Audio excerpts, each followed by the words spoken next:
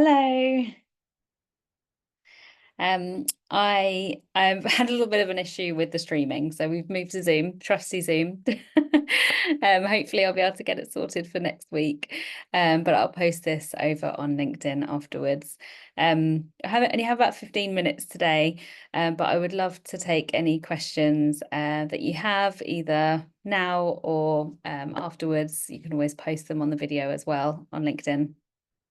I'm Emiliana. I'm the founder of the Mindful Birth Group, and I created the PregnaHub app as a way for expectant and postnatal families to access the support that they need for their journeys.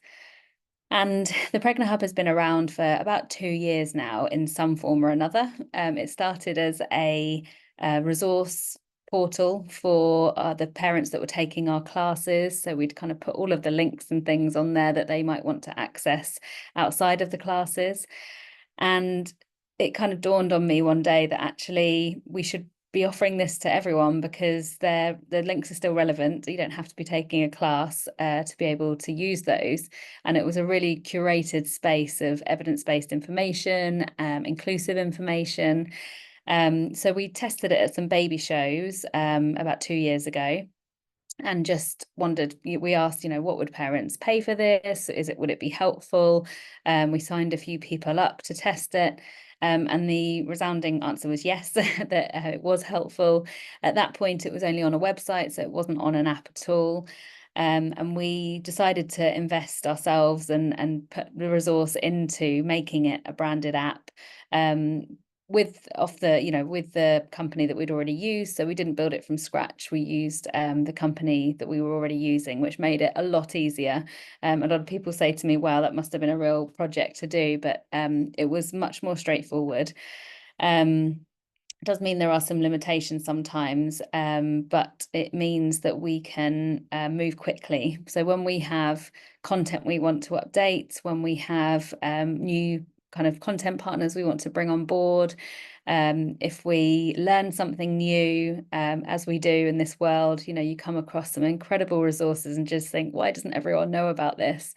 Then we can add it, and we can equally take things away. If guidelines change or, if the world changes in any way, we can be really adaptable with the way that we've set up the app.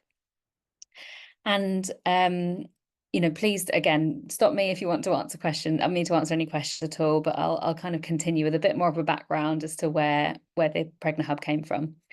We then decided to do a very mini trial of PregnaHub Local in my local town, Tring in Hertfordshire and Berkhamsted. And by a trial, I mean we set up some spaces in the app. We added the local resources and made a small member directory. And we went very traditional, and we put posters up around the local pharmacies, the notice boards, the local Tesco's, and we put posters up to say this is available. And that's all we did, really. A couple of social media posts, but nothing too intense because our social media is quite national. It's not necessarily local. Anyway, we've had a couple of hundred people sign up just from those posters in the last couple of months. And so we knew that there was something in this, that people wanted something local. And we asked a few of those people that had signed up, what were you looking for? What works for you? What doesn't work so much? And the information we got back from them was that it was so nice to have somewhere trusted to go that was up to date. So many, directories or places that you can kind of find information online, like Facebook groups and things, can be quite out of date and actually not very easy to search.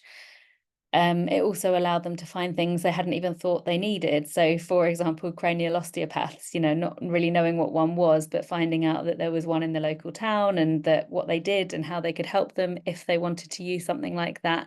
So it was really interesting to kind of hear that feedback and understand like what people found helpful. So I then went to the Black Maternal Health Conference in London about a month ago now. And I'd had this crowdfunding idea in my head for quite a while, but when I went to that event, the sense of community and the power of these incredible women in the room, and I told a few people about it, and they were just like, go for it, and really encouraged me to just follow that vision, which I'm really grateful for. And it was really there that I realized that people just don't know enough about what's available to them until it's too late. And sometimes they never find out. And so my vision with the app is to really, and the desktop site as well, so it is available via a desktop webpage, with the whole platform, is to make sure people know what's available to them much earlier on in their pregnancy so that they can make informed decisions. So they know what's free, what's paid for, what's available via their local NHS trust, so that once they do perhaps need something, they know where to turn, and it's a trusted place. So that's what we've launched today. That's what we've launched to raise £48,000 for. It sounds like a huge sum of money. It's not what I believe would cost to roll out in each place, but the setup cost is always going to be the highest. So that includes creating multilingual antenatal education videos, and they will be available in up to 80 languages. Now, we of course need to kind of prioritize the languages. I'd say probably between 10 and 15 will be what's needed in most local areas, a mix of that many, but we can provide up to 80. It will be, and that's what, this funding is really going to help us provide. And once we've kind of created them, we can then roll those out to different areas, and tailor it to their local NHS trusts. It will also help us to employ someone locally in the local area, perhaps 2 people to really manage the administration side, because it will be quite admin heavy, which is fine. I'm not, I think sometimes we shy away from things that take a lot of time, but actually it will be a process of nurturing that community and nurturing the service providers that will be on there. And actually, you've just asked a question there, so thank you so much. So how do organisations and local resources get onto the app? Do they contact them, or vice versa? Is that what AI will do, and search engines? So there will be an element. So when we recruit someone to help us per local area, their job will be to find what services are available, and AI will come into it at a point, but the first thing to do will be for that very manual work to be done, because not everyone has a website, not everyone is present online, and we really don't want to miss anyone out in that resource listing.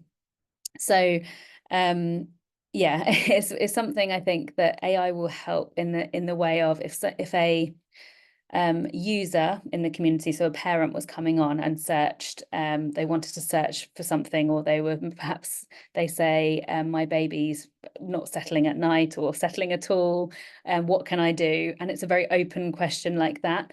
The AI could scan the information and the service providers within the app and be able to kind of suggest various different points of help and resources, particularly free resources and then paid resources, so that people can choose kind of what they go to. But that's what we'll be teaching it in the background. But the first step will, be to make sure that we've got everyone included on that first.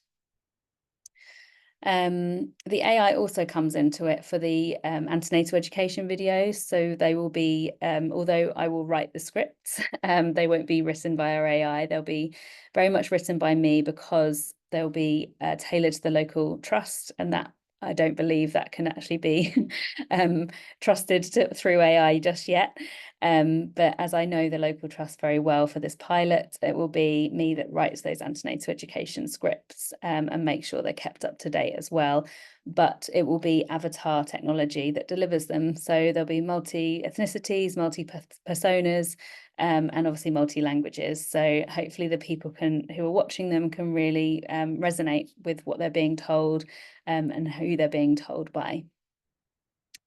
So it's definitely a blend of AI and human development and support as well. So the people can choose the avatar. Yes, essentially, there'll be a range that people can choose from. this first step, I won't go as so far as to say they can kind of pick the language and the persona separately. Each persona will have a language attached to them, but that could absolutely be the next phase. I suppose I'm prioritizing with that funding what we do, but if we have if we go over that amount, we can definitely make it even more tailored. But yeah, in a priority order. That would be amazing though one day. But yeah, be kind of the most appropriate avatar that we have available within our budgets for that particular language. And that will be in consultation again with the local community. So once we secure the funding, my plan will be to create focus groups, and that will be across different areas. It could be cultural, it could be interests, it could be backgrounds and experiences. And so it'll be really important to have those local voices from the community as to perhaps what has been missing on people who've had babies, what their journeys have been, what was really good as well, because we want to amplify that. And then people who are, early pregnancy, how are they feeling about it, and what do they feel they need? But yeah, that obviously, if anyone knows, it varies across different people. So it's going to be quite a big job, but that's something that I think we really need to do, and really need to listen to people to get that variation and understanding. What will be available for parents who haven't experienced loss? Is it more a case of resources on hand? Is there an element of finding community as well? Yeah, I think both. I mean, that would be the ultimate goal, is that there is both. And the thing that we want to learn with West Herts is how much, if there are already resources within the community, how much do we need to, create ourselves? Because some areas in the country will probably have a really lovely established amount of resources and events, and things they already do. And we don't want to kind of plow in and take anything away from anyone who does any groups and organizations that do things really well already. What we want to do is make sure people know about those organizations and groups. If there is something missing and there are gaps, then we would love to work with people who really understand these areas, to help bring them to life in those local communities. And ideally, that will always be the local community people, but it won't always be able to. It might be someone who is a bit more national and can help us in various local areas, but that will be something that we, I guess, discover along the way, and it'll be quite unique to each area that we cover. Personally, I know West Herts have got some amazing resources available in terms of people who have experienced a loss. But I'm on the local MNVP as a volunteer, and I know they really struggle to get the word out there. And it's not necessarily something that you can advertise very easily across forums. So what I really hope with PregnaHub is that will be a safe place for people to know that it's there, because that's what we do. We make sure people know.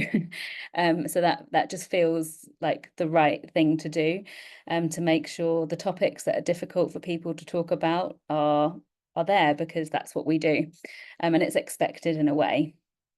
It's the same with NICU care. Like, I know a lot of antenatal education providers struggle to talk about it in the antenatal classes for various reasons. And so again, this will be somewhere where we kind of prepare people to say, look, this is what you do need to know. Take your time. We're here if you want to talk further on it, whether that's through the midwife chat, the doula chat, or again, signposting to local places they can go. But it's really important that people see the PregnaHub as a place of they can trust that what they're getting is information that is necessary for them. And then, of course, if people do experience a loss, they know they can come back, because this is a place that understands, and I know that I can trust where they're going to send me to or point me to, if I need it. So I think the beauty of what we've seen so far is that people are joining from 4 weeks of pregnancy. So that actually shocked me because I thought people didn't do anything that early. And so we're seeing people join that early. So if we can, be having that conversation gently with them throughout their pregnancy, and if something does happen and they do experience a loss, they know this is a constant for them, or they already know that they can go elsewhere if coming back to the hub is too difficult, which would be understandable as well. But they know they're not alone is the most important thing. Thank you so much for these questions, by the way. They're really helpful for me to kind of talk about what's available and what will be available. So as I said, the hub is available on an app. It's also available on a desktop. And if people don't have access to smartphones, they can either access it via a library. So part of the budget will also be spent on ensuring people know where they can access it and how they can access it. Working with local libraries to perhaps train their staff to help people be able to find the antenatal education, for example, particularly if English isn't a first language. How can we support library staff to do that? And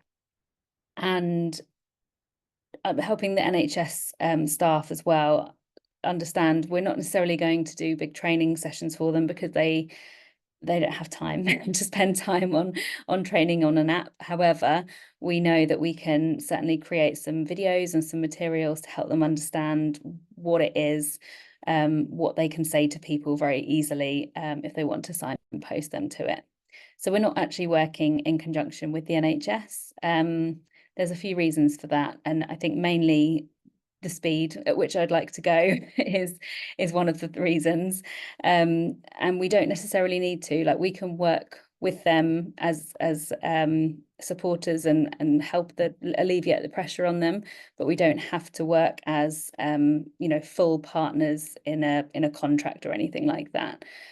Because we're not giving medical information, we're simply signposting people to local support, making sure they can connect with peers, with other people in their local area, and making sure they have the information they need ahead of giving birth and becoming a parent.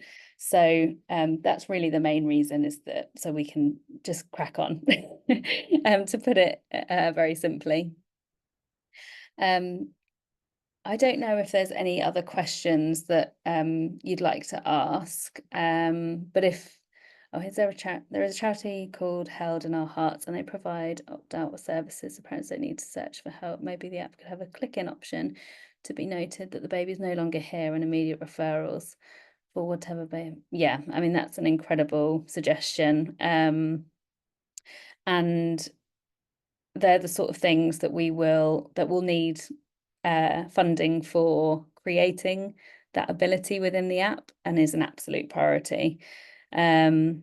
So yeah, I mean, I wish the button was a very easy one to add in, but it will need like that background development, and I think that's exactly what we should be ensuring happens.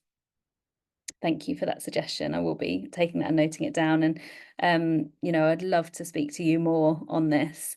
I think the biggest priority is getting the funding available, and then once people kind of know about it as well, there'll be so many resources that we can call upon to make it happen. And that is the beauty of crowdfunding. We're also raising that awareness that this is needed. A lot of people don't realise that this is even needed. And I've already had some great conversations with some MPs who are very behind it. I don't know if they can necessarily talk about it too much, but yeah, it's really great. Yes, we need the funding. Yeah. And hopefully it will happen. So thank you so much for your support. And today's just the first day. We've had a good few pledges already, and next we're going to move on to the social media platforms like Instagram and Facebook, and we've got some lovely influencers posting about it too in the coming days. So hopefully they'll give us a nice boost to get the momentum going. But it's the people like yourself doing incredible work yourself that are going to really make this as helpful as it can be for the local community. So thank you. I really appreciate your support. Okay, so if you're happy for us to end it there, I'm going to be back on LinkedIn next week again, but you can always reach out to me there, and I'm very happy to share my number with you too, because I know you're a great supporter, so thank you. Take care. Speak soon. Bye.